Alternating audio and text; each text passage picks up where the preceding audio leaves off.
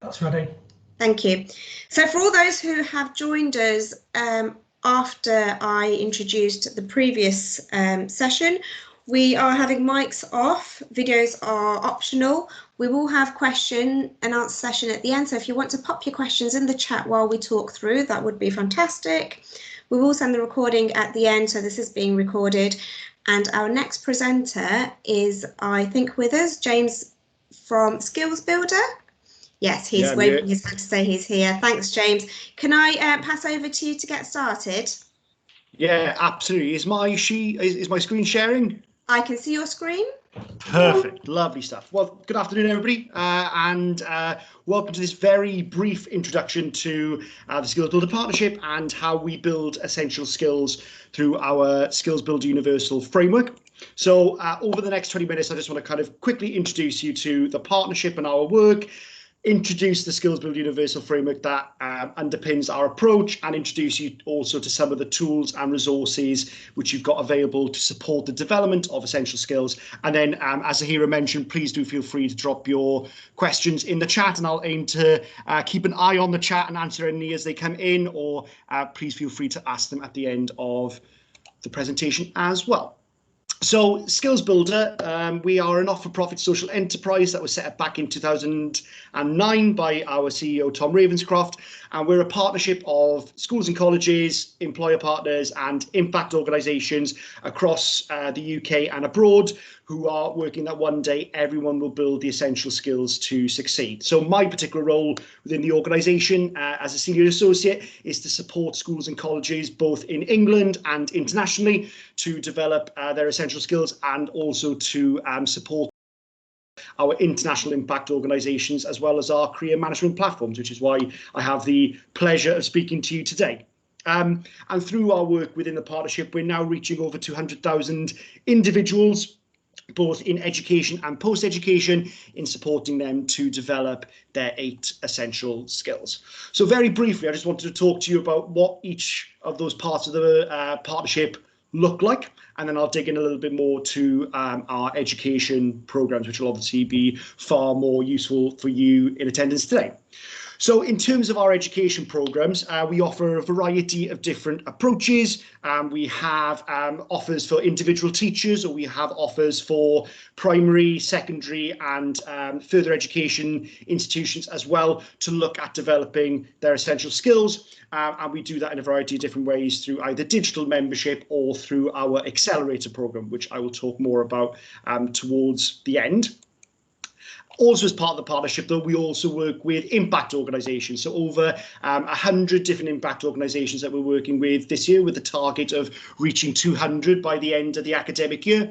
And through that, we support organisations to align their platforms or their resources or their tools alongside our universal framework. It may be supporting them to look at things like impact measurement, or it may be training their teams to be able to promote and deliver the SkillsBuilder approach to developing essential skills as well. And as you can see there's some of the different organisations that we work with. So people like the British Council, which obviously kind of stems our internationalism and international work. The National Literacy Trust, so looking at how essential skills underpin things like oracy, especially in students with SEND. The National Citizen Service, Barclays Life Skills, and also then obviously people who are also in attendance today in Moresby, START, Profar, who are really leading the way at embedding the SkillsBuilder language into their platforms, so that users right across the country can start monitoring and tracking the skills development that is happening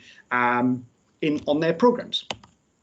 We also work with employers, and this is a particularly new part of the partnership.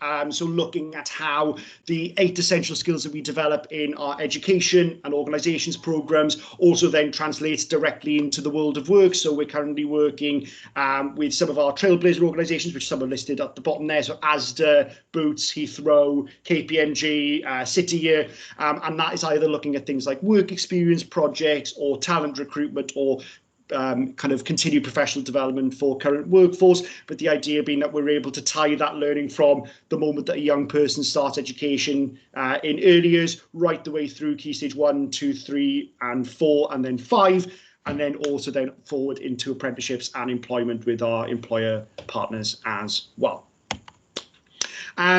And that's been underpinned by some recent research that we have released, which was a paper jointly created with ourselves and the Centre for Education and Youth that was looking at how essential skills and developing these essential skills with young people influence life outcomes. And it's a really interesting report. It's a literary review of over 60 academic papers from both the UK and internationally, looking at how essential skills development works and how it can underpin some kind of key life outcomes that we're looking to develop in our young people as well, which has led to this very fantastic and very accessible compared to the 60-page document, still a fantastic read though, which kind of looks at how some of our essential skills underpins things like academic attainment, career satisfaction, social self-efficacy, and also things like reduction in bullying as well.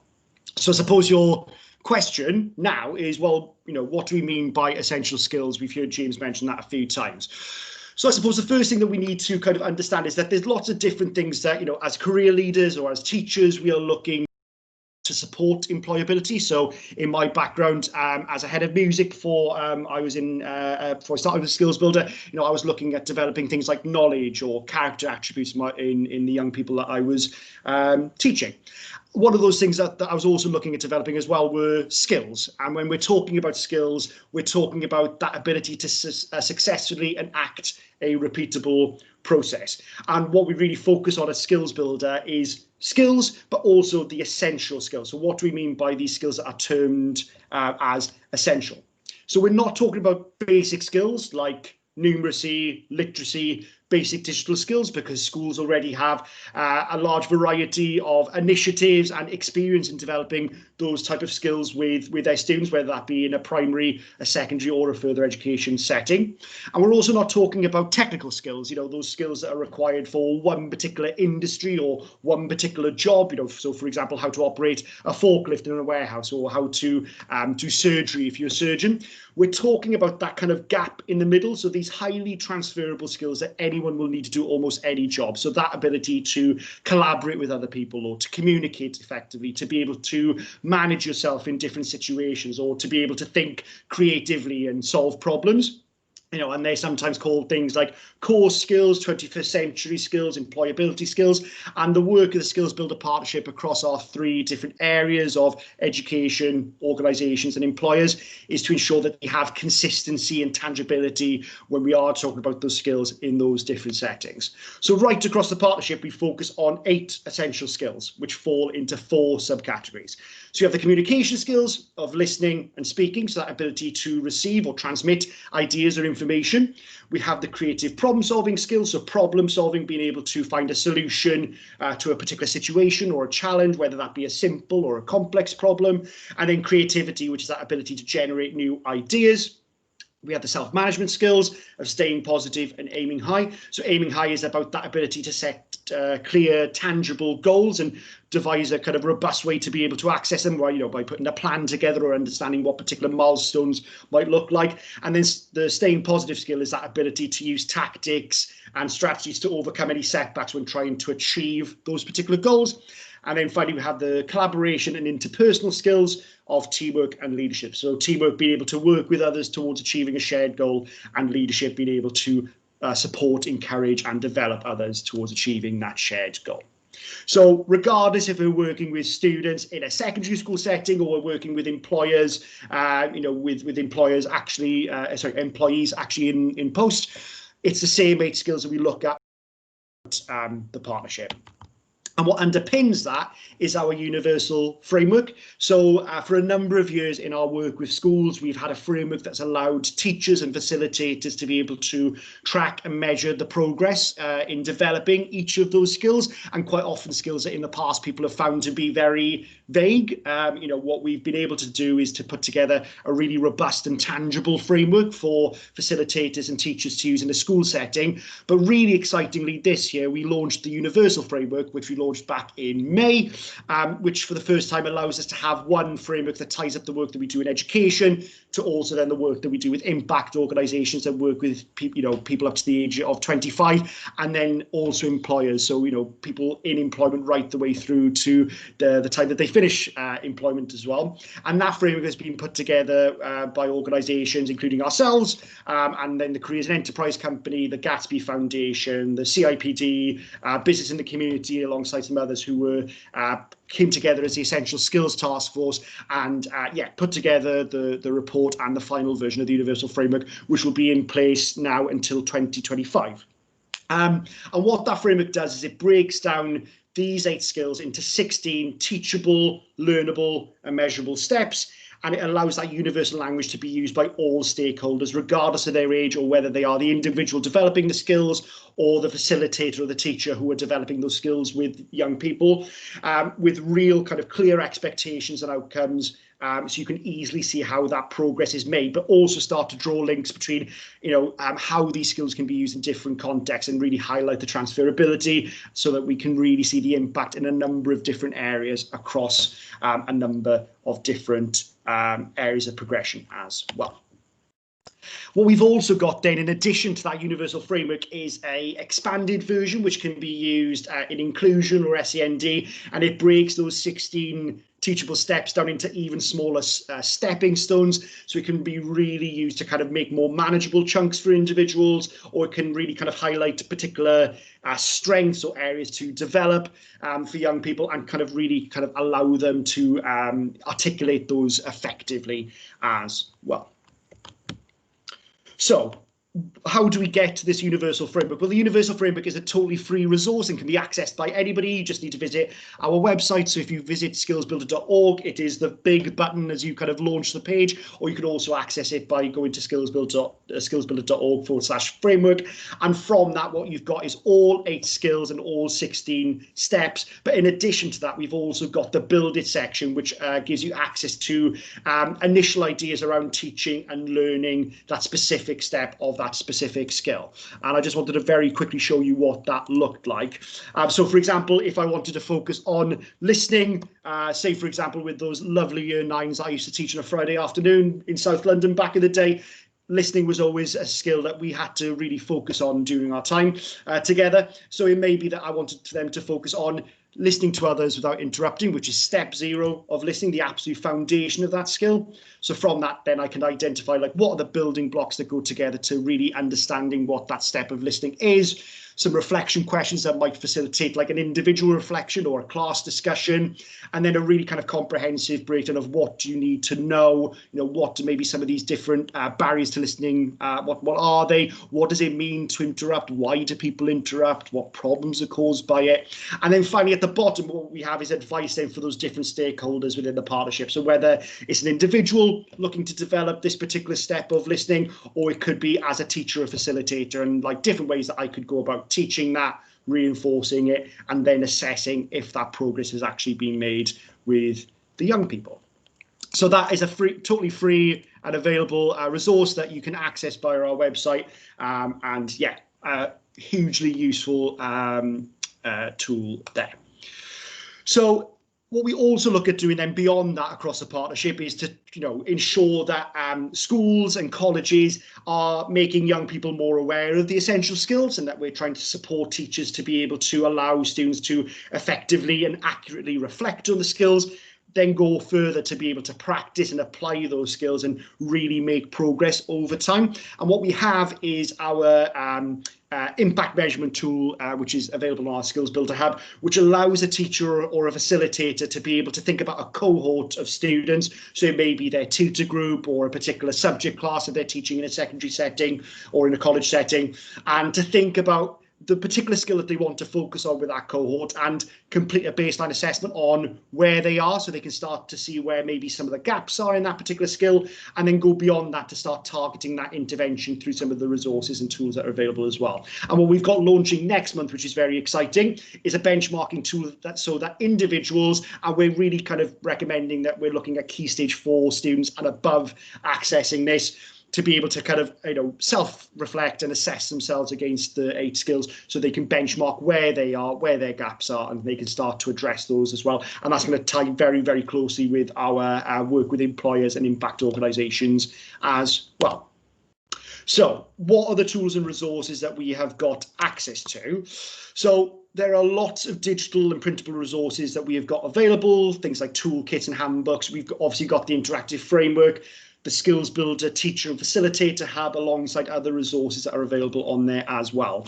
But I suppose today, for you guys, there are 3 ways that you could get involved from today.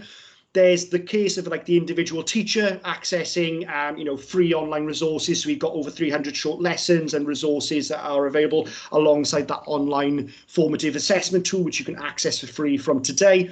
We've also then got 2 other offers, which is our digital membership, which unlocks some of the premium resources on our SkillsBuilder Hub and kind of can further that impact in developing those 8 skills.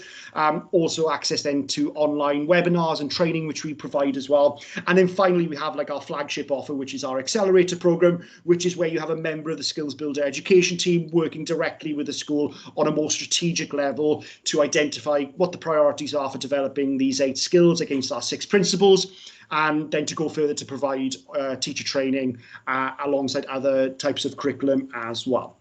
Just to break that down a little bit further, the SkillsBuilder Hub is kind of, that go-to place for facilitators and teachers. It's totally free to sign up and use. I mean, on it, you can access things like short lessons, which break down each of those steps of the skills into short 20-minute lessons and can be used in tutor times or as part of subject lessons, as plenaries or as starter activities.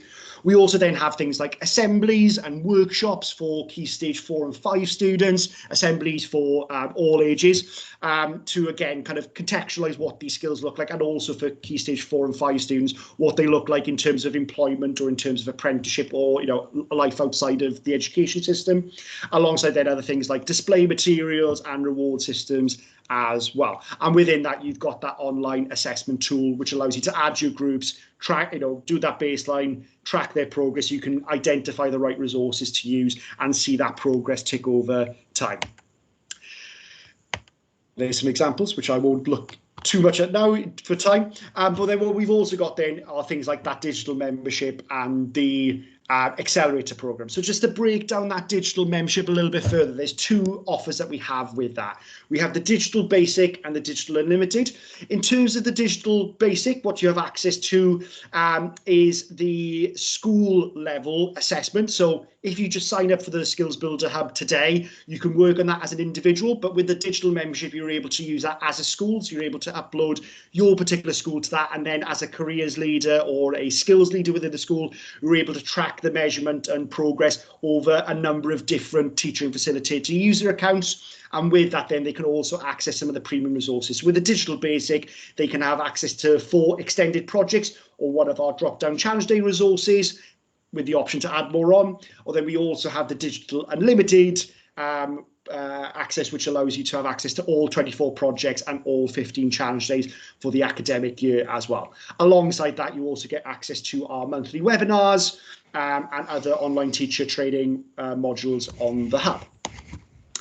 And then finally, we've got the accelerator program, which is that flagship program, which allows schools to really kind of start that kind of change towards, making skills development a really real priority for their school. And we do this in both early years, primary, secondary, alternative provision, colleges, SEND schools as well. We do this right across the board, and that is very much kind of ensuring that schools have the opportunity to identify what their particular priorities are and work towards achieving the SkillsBuilder Award, which allows schools to kind of celebrate the success on a gold, silver and bronze level on what they're doing to develop the essential skills. Now that program, for schools accessing that in their first year, that is funded, and applications will be opening for that in spring. That is very generously supported by our growth fund, which is where we ask our ever giving